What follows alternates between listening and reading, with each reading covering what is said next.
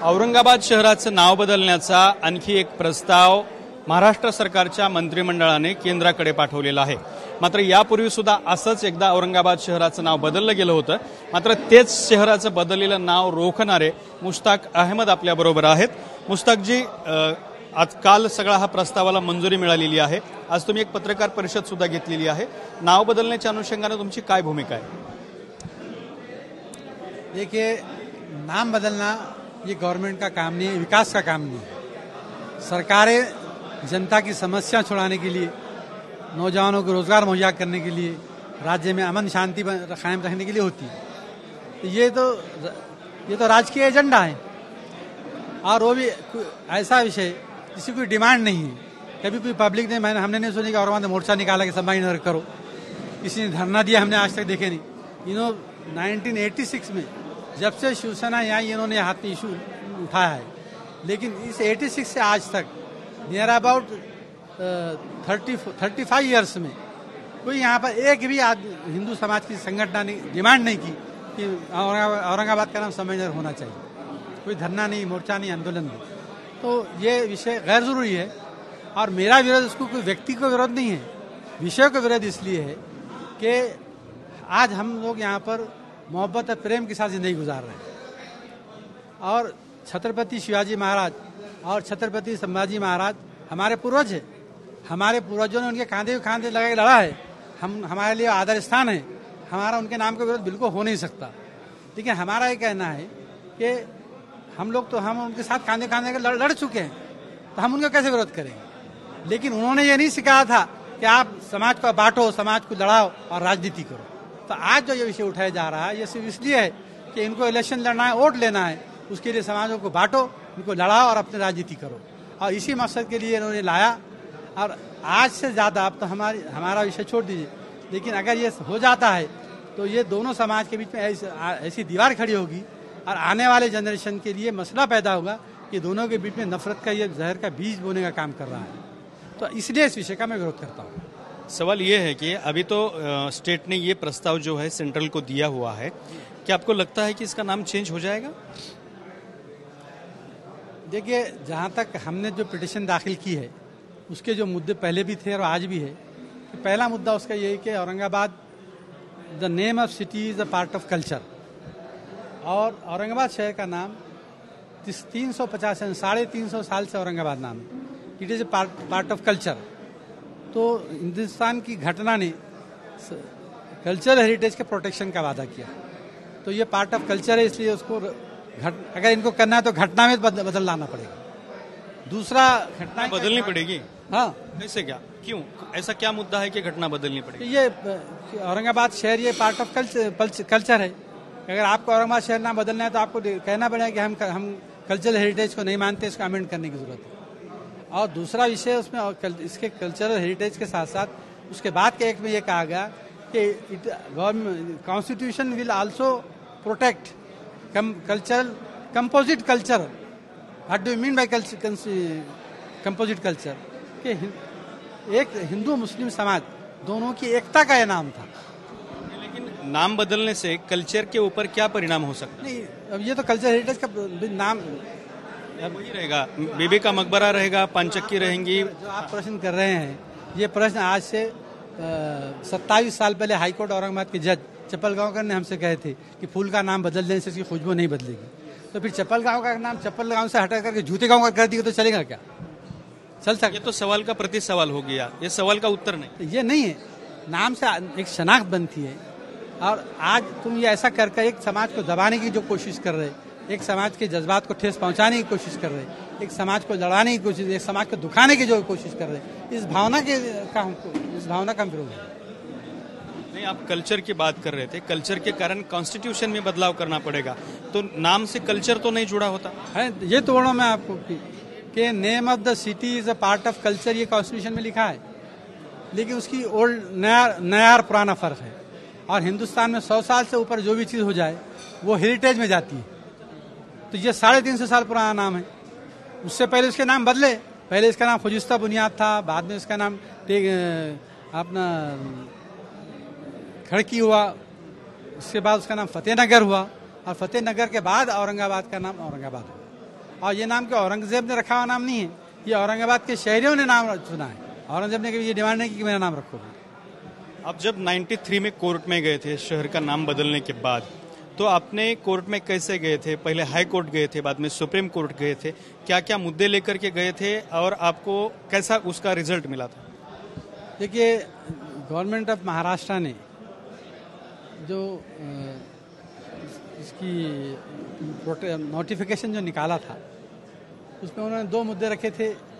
एक तो ये कि औरंगाबाद का नाम सब करने की उन्होंने वजह ये बताई कि उन्होंने जो एक्ट उसमें लगाया था कि रेवेन्यू एक्ट के तहत उन्होंने जान नोटिफिकेशन निकाला, जिसकी डेफिनेशन मुझे आज भी याद है कि कोई सिटी अगर तोड़ दिया जाए और तो एक ओल्ड सिटी रहेगी, एक न्यू सिटी बनेगी, तो न्यू सिटी को कुछ तो नाम देना पड़ेगा, तो उसके लिए वो एक्ट होता था। तो यहाँ तो ऐसा कोई विभाजन हुआ नहीं, सेम एक ही सिटी है और उसी का नाम बदल रहा है अब, तो ये एक्ट के हिसाब से फेल था। दूसरा जो मैंने आपके सामने मुद्दे रखा कि कल्चरल हेरिटेज का प्रोटेक्शन का जो विषय है, हमने इसको इशू बनाया है। ये 2 विषय पे हम पहले औरंगाबाद हाई कोर्ट में गए, लेकिन औरंगाबाद हाई कोर्ट ने हमको ये कहा कि गवर्नर ने जो नोटिफिकेशन निकाली है उसमें उन्होंने 1 महीने का टाइम दिया है ऑब्जेक्शन दाखिल करने के लिए। इस 1 महीने के अंदर आप ऑब्जेक्शन दाखिल करो, तो वो मुद्दत अभी हुई नहीं और अभी तक गवर्नमेंट का ऑब्जेक्शन दाखिल करने का प्रोसेस ख़त्म नहीं हुआ।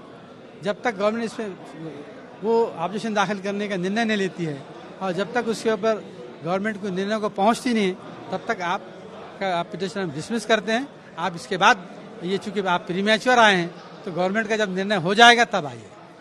हमने उसको फिर सुप्रीम कोर्ट में चैलेंज किया। सुप्रीम कोर्ट ने हमारी बात को सुना। उस वक्त के जस्टिस जगदीश शरण वर्मा थे और उनके साथ BN कृपाल बेंच पे थे। वर्मा साहब ने कहा स्टेट गवर्नमेंट ऑफ महाराष्ट्र के वकील से कि भाई आपकी गवर्नमेंट के सब डेवलपमेंट के काम खत्म हो गए क्या, जो आप सिर्फ शहरों के नाम बदलना चाह रहे। फिर उन्होंने एक बड़ी अच्छी बात कही कि हिस्ट्री के पेजेस फाड़ने से हिस्ट्री मिटाई नहीं जा सकती। तीसरी बात उन्होंने कही कि संभाजी महाराज से आपको बहुत ज़्यादा प्रेम है, तो एक नया शहर बसाओ और उसको नाम दो। ये कहकर उन्हें सुप्रीम कोर्ट ने इसको स्टे दे दिया और ये विषय वहाँ पर ख़त्म हो गया। उसके बाद 99 में महाराष्ट्र में सरकार बदली और विलासराव देशमुख की सरकार आई। हमने उनसे बात की तो विलासराव देशमुख भी नामांतर के विरोध में थे, दोनों भी, औरंगाबाद के और उस्मानाबाद के। उन्होंने कहा कि ये नाम बदलने का निर्णय जो लिया गया गलत है। उन्होंने लॉ डिपार्टमेंट से मशवरा किया और मशवरा कर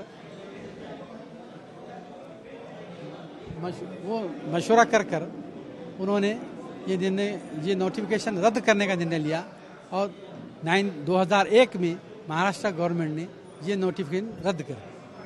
उसके बाद 2002 में हमारी पिटिशन सुप्रीम कोर्ट में फाइनल हियरिंग के लिए आई, तो सुप्रीम कोर्ट ने हमसे कहा कि आपकी पिटिशन ऑलरेडी गवर्नमेंट ने रद्द कर दी है, तो अब आपका विषय यानी आपकी पिटिशन जो है इनफ्रक्चस होगी।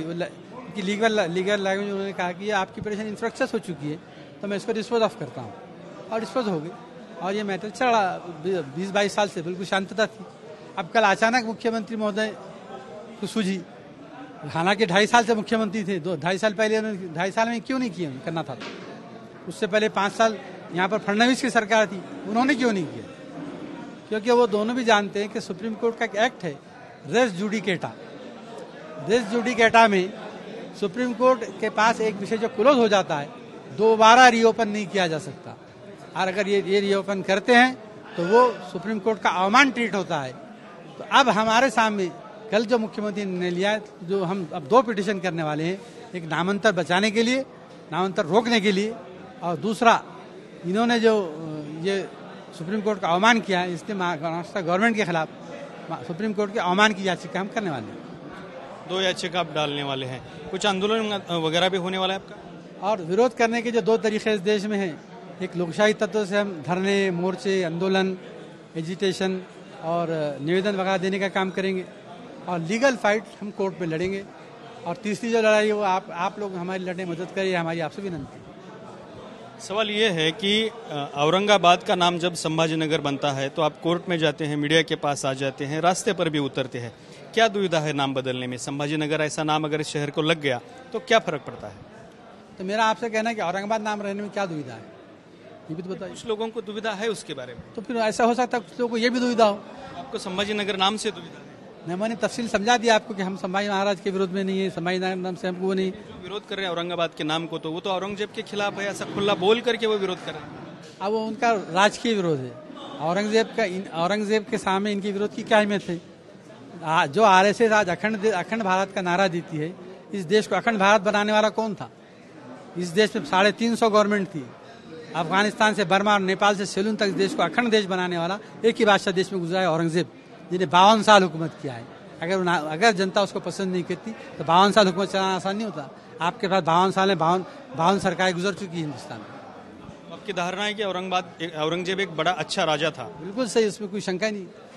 और फिर भी उनके नाम को इतना विरोध किया जाता है और उनके विरोध करने के कारण भी बताए जाते हैं, जैसा कि खैरे साहब बोलते आए हैं कि औरंगजेब ने संभाजी महाराज की हत्या की है। देखिए, ये तो जंग है, जंग युद्ध जो होते हैं, उन्होंने अपने सगे 7 भाइयों को भी उन्होंने खत्म किया है और अपने बाप को जेल में डाला, तो उनको उसको क्या कह गया? सत्ता की राजा को अच्छा कैसा? सत्ता की लड़ाई में ये बातें, ये सत्ता की लड़ाई थी।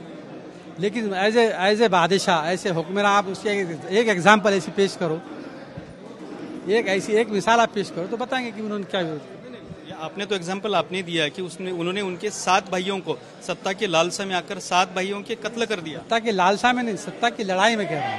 लड़ाई कहाँ से? इन भाइयों के साथ कौन सी लड़ाई? अब राजकारण में आपने महाभारत सुनी नहीं क्या? महाभारत तो आपका तो धर्म है कि सत्ता की लड़ाई भाइयों में हुई। अभी तो आपके सामने पत्रकार के नाते बैठा हूँ, कोई धर्म नहीं मेरा भी। 100 भाइयों को खत्म किया। 100 कौरव के 100 थे, पांडवों के 5 थे, तो उन्होंने 100 भाइयों को खत्म किया। सत्ता की लड़ाई होती, न्याय और अन्याय की लड़ाई। न्याय तो ये भी, वो भी न्याय जो क्या दारा शिकोह की हत्या औरंगजेब ने की थी, भाइयों से जोड़ा, न्याय अन्याय की लड़ाई थी। कैसे किया? दारा शिकोह जो था, ये हिस्टोरियंस ने गलत हिस्ट्री आपके सामने पेश की है। मैं आपको विनंती है कि आप सही हिस्ट्री पढ़िए तो आपको सब मालूम है। मैं मेरी हिस्ट्री नहीं बता रहा हूँ, मैं आपको सवाल कर रहा हूँ, आप सही हिस्ट्री बता दीजिए कि ताकि लोगों को पता चले कि सही इतिहास क्या है।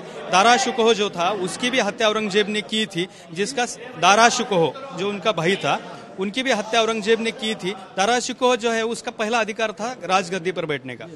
तो उनकी राज की लड़ाई थी, मैं उस पर बहस नहीं करना चाहता। वो राज की लड़ाई में कुछ नहीं कहा जा सकता, कौन पहले था कौन बाद में था। सवाल आपको इसलिए पूछ रहा हूँ कि आपने बोल दिया कि औरंगजेब एक बड़ा अच्छा राजा था, तो जो अपने बाप को जेल में डाल सकता है। राजा बोल के, इंसान बोल के उसकी जो आप मालूमात ले, तो उन्होंने जिंदगी भर देश के खजाने से एक पैसा नहीं लिया तनख्वाह। वो अपनी टोपी, सर की जो हमारी टोपी होती ना, ये टोपी बुन कर वो कमाई जो आती थी, उस कमाई से उन्होंने अपना घर चलाया। और जब उनकी मौत हो गई तो मरने से पहले उन्होंने ये जो वसीयत बोलते हैं, आप लोग क्या बोलते हैं, मरने से पहले जो लिखते हैं, उन्होंने कहा कि मेरी मौता शासन के पैसे से न की जाए। मेरी जो घर में एक मैंने हंडी में पैसे जमा करके रखा है, टोपियों को बेचकर, उस पैसे से मेरी मौत आ गई। क्या ये कैरेक्टर आज हमारे सामने हिंदुस्तान में मिलेगा? बताओ। कैरेक्टर के 2 पहलू देखे जाते हैं। कौन से? औरंगजेब का एक पहलू आप बता रहे हैं जो बड़ा अच्छा है, मुझे भी वो उसका मैं उस पहलू का मैं भी रिस्पेक्ट करता हूं, लेकिन जो जिन पहलुओं के ऊपर आपने जो मैंने आपको सवाल किए हैं, उस पहलुओं को भी नजरअंदाज नहीं कर सकते हम। ठीक है, अभी देखिए, ये आज जो हम जो मुहिम चला रहे हैं, मजीद आपका जो ये क्वेश्चन है, मजीद जख्मे क्रोधने वाला विषय है, इसलिए मैं इसमें नहीं पढ़ना चाहता। मैं सिर्फ जो है हमारा कल्चर को, हमारा नामांतर को विरोध, हम पहले कह चुके कि नामांतर को विरोध संभाजी महाराज की वजह से नहीं है और औरंगजेब से प्यार है इसलिए नहीं है। हमको हमारे समाज में भाईचारा रखना है, प्यार रखना है, मोहब्बत कायम रखना है, अमन शांति हमारे बीच में बने रहना चाहिए और हमारे आने वाली जनरेशन को कोई प्रॉब्लम फेस ना करना पड़े, उसके लिए हम ये लड़ाई लड़ रहे हैं। आपके बात से 2 मुद्दे सामने आए, एक बात आपने कल्चर की है और एक बात आपने औरंगजेब के व्यक्तित्व की है। तो मेरा दूसरा सवाल है ये कि आप नामांतर को विरोध बस बतौर कल्चर के नाते कर रहे हैं कि मुस्लिम अस्मिता के कारण कर रहे हैं? मैं जो नामांतर का विरोध कर रहा हूँ, कल्चरल हेरिटेज के प्रोटेक्शन के लिए कर रहा हूँ। आज मैं कल्चर, संस्कृति को बचाने की काम कर रहा हूँ। संस्कृति को बचाना और समाज में एकता कायम रखना, ये 2 मेरे विषय को मिल लड़ रहा हूँ। आपके इस प्रयास में ऐसा कोई भी हिडन एजेंडा नहीं है कि मुस्लिम अस्मिता को आगे बढ़ाया जाए? नहीं, बिल्कुल ऐसा नहीं। आप देखिए कि ये 1996 में मैंने ये स्टे लाया था, आज 27 साल हो गए। 27 साल में मेरी कोई ऐसी एक्टिविटी आपको देखने मिली है क्या? वो उसका आप सर्वे, आप पत्रकार हैं, आप सर्वे कर सकते हैं कि मैं कारपोरेटर रह चुका, मैं एक डेली न्यूज़पेपर का एडिटर रह चुका, मैंने पार्लियामेंट लड़ा है। तो 27 साल में मैंने इस चीज़ से कोई बेनिफिट लेने की कोशिश नहीं किया। आपको ताज्जुब हुआ कि मैं कारपोरेटर था पहले, और ये स्टे लाने के बाद कारपोरेशन हार गया, मैं समझे, तो अब इसको क्या फायदा समझिए नुकसान समझिए? तो ये राजनीतिक फायदे या मेरे व्यक्तिगत फायदे के लिए मैंने नहीं किया, बल्कि ये मैंने समाज और संस्कृति को प्रोटेक्शन के लिए किया। पहले आप कांग्रेस में थे, अभी आप राष्ट्रवादी में आ गए हैं। ये दोनों ऐसी पार्टियां हैं जिन पार्टियों ने कल जब प्रस्ताव रखा गया था उसका कोई विरोध नहीं किया। देखिए, कैबिनेट के अंदर क्या होता है ये आप भी नहीं जानते, मैं भी नहीं जानता, क्योंकि कैबिनेट की चर्चा के बाहर डिस्क्लोज नहीं होती, उन्होंने शपथ ली होती है। लेकिन मैं फिर भी आपसे इतना कहना चाहूँ कि हमारे प्रदेश अध्यक्ष से मेरी आज सुबह ही बात हुई। उन्होंने कहा कि मैंने इस ठराव का विरोध किया और ये कहकर किया कि अभी महाराष्ट्र में अनेक समस्याएं, बड़ी बड़ी समस्याएं, पहले उनका विचार होना चाहिए। और हमारा जो कॉमन मिनिमम प्रोग्राम बनाया गया था उसमें ये विषय नहीं है, इसलिए मुख्यमंत्री महोदय आप विषय को सामने प्रस्ताव में न रखें, ऐसा मैंने रिक्वेस्ट किया। लेकिन मुख्यमंत्री नहीं माने और कैबिनेट का ये कल्चर है कि विषय पर मंत्री अपनी अपनी राय देते हैं लेकिन निर्णय मुख्यमंत्री लेते हैं। तो ये कल के निर्णय को राष्ट्रवादी कांग्रेस का समर्थन है ऐसा मैं नहीं मानता, बल्कि ये मुख्यमंत्री का अकेले का निर्णय है। क्यों है वो भी आप जानते हैं। अगर मुख्यमंत्री भी वाकई करने वाले होते तो 2.5 साल पहले करना चाहिए था। कल उनका आखिरी दिन था, उन्हें मैं समझ गया कि मेरा आखिरी दिन है, मेरी सरकार जा रही है। सरकार तो जा रही, मेरी पार्टी नहीं जाना चाहिए। उन्होंने मेरा साथ छोड़ के जो जा रहे हैं उन्होंने नहीं जाना चाहिए, तो उनको दिखाने के लिए उन्हें कोशिश की। अगर वाकई मुख्यमंत्री होते वाकई तो पहले करते, वो तो अपने पीरियड में थर्ड पास नहीं करके बल्कि फाइनल डिसीजन लेके भी जा सकते थे, तो उस वक्त करना चाहिए था। और कल जो निर्णय हुआ तो सरकार तो अलबत्त की सरकार है, उसको तो कैबिनेट लेने का भी अधिकार नहीं है, पॉलिसी मैटर निर्णय लेने का अधिकार नहीं है। आज ये लोकमत और कई पेपर मैंने पढ़ा हूँ कि ये निर्णय कल के जो निर्णय हुए वो सब के सब रद्द करने किए जाएंगे, तो वो तो हो जाना वाले कि हम तो इसके विरोध में कानूनी लड़ाई लड़ने वाले हैं। दूसरा सवाल ये है कि ये प्रस्ताव आने के बाद कांग्रेस के 200 कार्यकर्ताओं ने औरंगाबाद की रिजिग्नेशन दे दिया है पार्टी से। राष्ट्रवादी से ऐसा कोई आवाज नहीं निकला? देखिए, राष्ट्रवादी में भी जितने कार्यकर्ता, 200 ही नहीं, जितने मुस्लिम कार्यकर्ता सब राजीनामा देने के लिए तैयार है।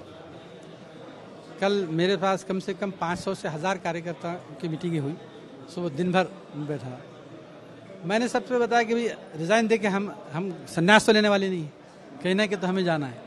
हमको हमारे लिए चॉइस कम है, माइनॉरिटीज को कांग्रेस में तो चॉइस है, हम एमआईएम को माइनॉरिटीज की चॉइस नहीं मानते, इसलिए कि एमआईएम का जो एजेंडा है वो भी बीजेपी टाइप ही एजेंडा है, वो और कोई एजेंडा नहीं है उनका। तो हम उसको नहीं मानते, न उनके एजेंडे को मानते हैं। हम लोग सेक्युलर लोग हैं, सेक्युलर विचार को लेकर चलने वाले हैं, सेक्युलर पार्टीज के साथ रहने वाले हैं, क्योंकि हमें हमारे समाज को सेक्युलर रखना है, सबके साथ मिलकर रहना है। यहाँ हम पैदा हुए, यही हम मरने वाले हैं। तो ये सब सुनने के बाद दूसरा एक सवाल मेरे मन में पैदा होता है कि आप अगर कोर्ट की लड़ाई लड़ते हैं, आप अगर रास्ते की लड़ाई लड़ते हैं, आप मीडिया को साथ लेकर भी लड़ाई लड़ते हैं, इन सारे प्रयासों के बावजूद भी अगर औरंगाबाद का नाम संभाजीनगर हो ही गया तो आप क्या करेंगे? देखिए, इस देश में सबसे आखिरी चीज न्याय व्यवस्था है। न्याय व्यवस्था के बाद तो न्याय व्यवस्था का निर्णय जो होगा वो सर्वमान्य रहेगा, उसमें उसको भी दोहरा। आपने भी देखा कि ये औरंगाबाद नाम तो बहुत छोटी चीज है। बाबरी मस्जिद हमारा विषय था, हमारे सारे धार्मिक नेताओं ने क्या कहा कि सुप्रीम कोर्ट जो निर्णय लेगा हमको मानने। सुप्रीम कोर्ट ने फैसला लिया, हमने एक्सेप्ट किया, तो इस विषय में भी सुप्रीम कोर्ट जो निर्णय होगा वो हम मान्य करेंगे। तर अशा पद्धतीने हे होते मुश्ताक अहमद, ज्यांनी औरंगाबाद शहराच्या नामांतराला विरोध करताना इतर सर्व प्रश्नांची उत्तरं सुद्धा दिलेली आहेत। जर कोर्टाने निर्णय दिला तर आम्हाला तो मान्य करावा लागेल अशी सुद्धा भूमिका त्यांनी व्यक्त केली आहे। कॅमेरामन अमित आडीसोबत दत्ता कानवटे, TV9 मराठी, औरंगाबाद।